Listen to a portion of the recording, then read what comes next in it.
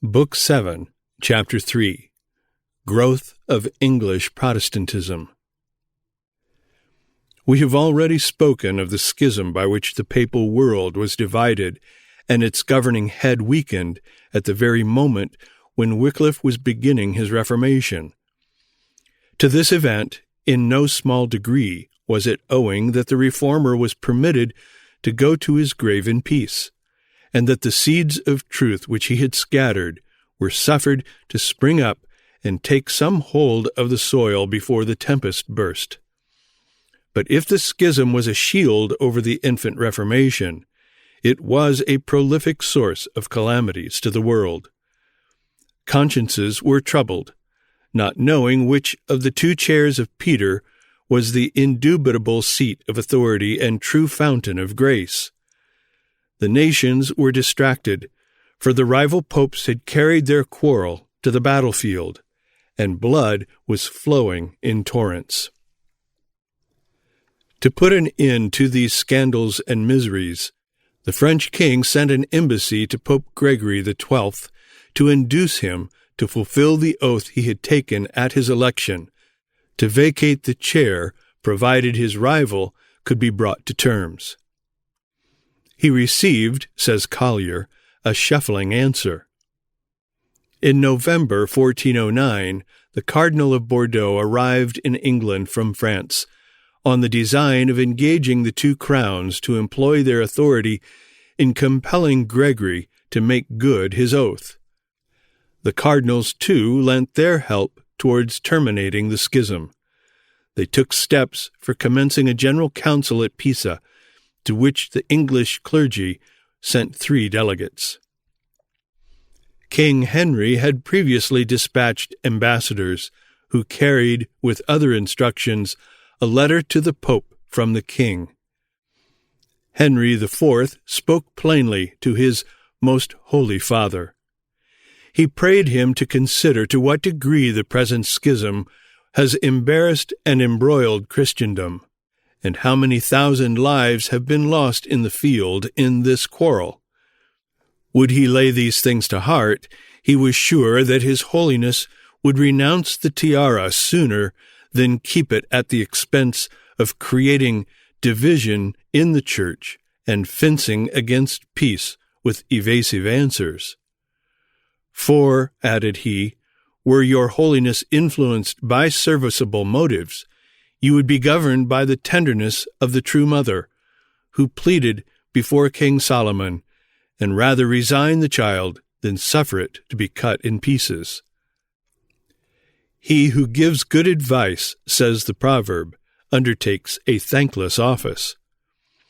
The proverb especially holds good in the case of him who presumes to advise an infallible man.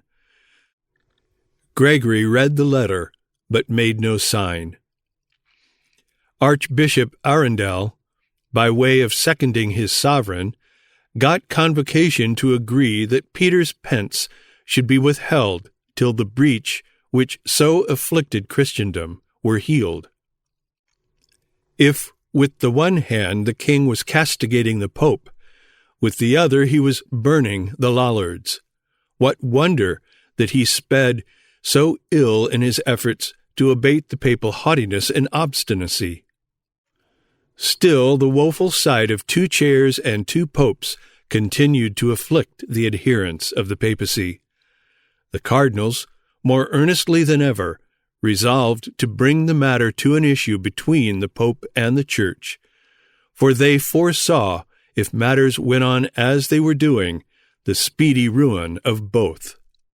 Accordingly, they gave notice to the princes and prelates of the West that they had summoned a general council at Pisa on the 25th of March next ensuing 1409. The call met a universal response. Almost all the prelates and venerable men of the Latin world, says Walsingham, repaired to Pisa. The council consisted of 22 cardinals, 4 patriarchs, 12 archbishops in person and 14 by proxy, 80 bishops in person, and a great many by their representatives, 87 abbots, the ambassadors of nearly all the princes of Europe, the deputies of most of the universities, the representatives of the chapters of cathedral churches, etc.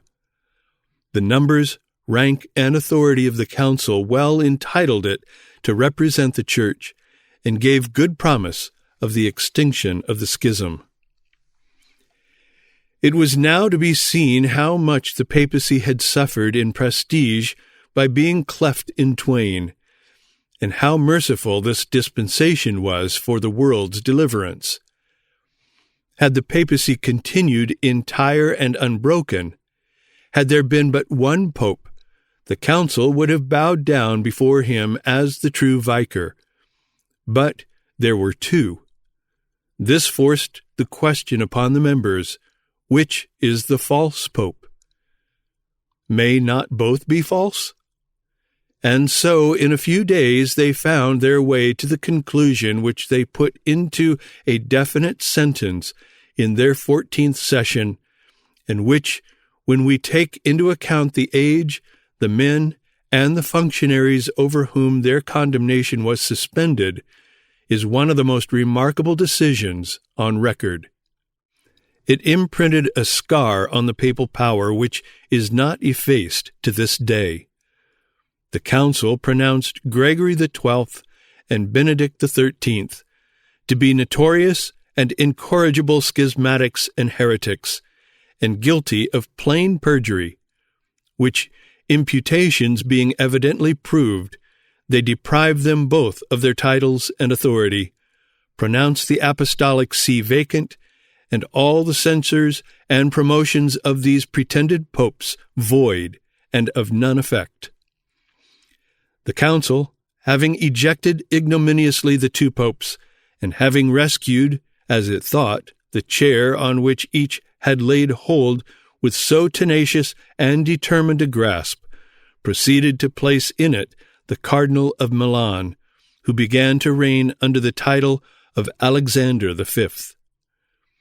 This pontificate was brief, for within the year Alexander came by his end in a manner of which Balthasar, who succeeded him as John the 23rd, was supposed to know more than he was willing to disclose.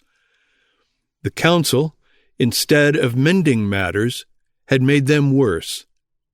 John, who was now acknowledged the legitimate holder of the tiara, contributed nothing either to the honor of the Church or the repose of the world. The two popes, Gregory and Benedict, refusing to submit themselves to the council or to acknowledge the new pope, were still in the field, contending with both spiritual and temporal arms. Instead of two rival popes, there were now three. Not 3 crowns upon one pope's head, says Fox, but 3 heads in one popish church, each with a body of followers to support his pretensions. The schism thus was not only not healed, it was wider than ever, and the scandals and miseries that flowed from it, so far from being abated or extinguished, were greatly aggravated. And a few years later, we find another general council assembling at Constance, if haply it might effect what that of Pisa had failed to accomplish. We return to England. While the schism continued to scandalize and vex Romanists on the continent, the growth of Lollardism was not less a torment to the clergy in England. Despite the rigor of Arundel, who spared neither edicts nor faggots, the seeds which that arch-enemy of the papacy, Wycliffe, had sown, would ever be springing up and mingling the wheat of Rome with the tares of heresy. Oxford especially demanded the primate's attention. That fountain had savored of Lollardism ever since Wycliffe taught there. It must be purified. The archbishop set out with a pompous retinue to hold a visitation of the university, 1411. The chancellor, followed by a numerous body of proctors, masters, and students met him at a little distance from the gates, and told him that if he came merely to see the town, he was welcome. But if he came in his character of visitor, he begged to remind his Grace that the University of Oxford, in virtue of the papal bull, was exempt from episcopal and archiepiscopal jurisdiction. This rebuff Arundel could ill bear. He left Oxford in a day or two, and wrote an account of the affair to the king. The heads of the university were sent for to court, and the chancellor and proctors were turned out of their office. The students, taking offense at this rigor, ceased their attendance on the public lectures, and were on the point of breaking up and dissolving their body. After a warm contention between the university and the archbishop, the matter, by consent of both parties, was referred to the king. Henry decided that the point should remain on the footing on which Richard II had placed it. Thus, judgment was given in favor of the archbishop, and the royal decision was confirmed first by Parliament and next by John XXIII, in a bull that made void the privilege of exemption which Pope Boniface had conferred on the university. This opened the door of Oxford to the archbishop. Meanwhile, Convocation raised a yet louder cry of Wycliffitism in the university, and pressed the primate to interpose his authority ere that former seat of learning and virtue had become utterly corrupt. It was an astounding fact, Convocation added, that a testimonial in favor of Wycliffe and his doctrines, with the seal of the university affixed to it, had lately issued from the halls of Oxford. Arundel did not delay. Presently, his delegates were down on the college. These inquisitors of heretical pravity summoned before them the suspected professors, and by threats of Henry's burning statute compelled them to recant. They next examined the writings of Wycliffe. They extracted out of them 246 propositions which they deemed heretical. This list they sent to the archbishop. The primate, after branding it with his condemnation, forwarded it to the pope, with a request that he would stamp it with his final anathema, and that he would send him a bull empowering him to dig up Wycliffe's bones and burn them. The Pope, says Collier, granted the first, but refused the latter, not thinking it any useful part of discipline to disturb the ashes of the dead. While, with the one hand, Arundel maintained the fight against the infant Protestantism of England, with the other he strove to promote a Catholic revival. He bethought him by what new right he could honor, with what new grace he could crown the Mother of God. He instituted in honor of Mary the tolling of Aves, with certain Aves, the due recital of which were to earn certain days of pardon. The ceremonies of the Roman Church were already very numerous, requiring a whole technological vocabulary to name them, and well nigh all the days of the year for their observance. In his mandate to the Bishop of London, Arundel set forth the grounds and reasons of this new observance. The realm of England verily owed Our Lady much, the Archbishop argued. She had been the buckler of our protection. She had made our arms victorious and spread our power through all the coasts of the earth. Yet more, to the Virgin Mary the nation owed its escape from a portentous evil that menaced it, and of which it was dreadful to think what the consequences would have been had it overtaken it. The Archbishop does not name the monstrous thing, but it was easy to see what was meant, for the Archbishop goes on to speak of a new species of wolf that waited to attack the inhabitants of England and destroy them, not by tearing them with their teeth after the usual manner of wild beasts, but in the exercise of some novel and strange instinct, by mingling poison with their food. To whom Mary we may worthily ascribe, now of late in these our times, our deliverance from the ravening wolves and the mouths of cruel beasts who had prepared against our banquets a mess of meat mingled full of gall.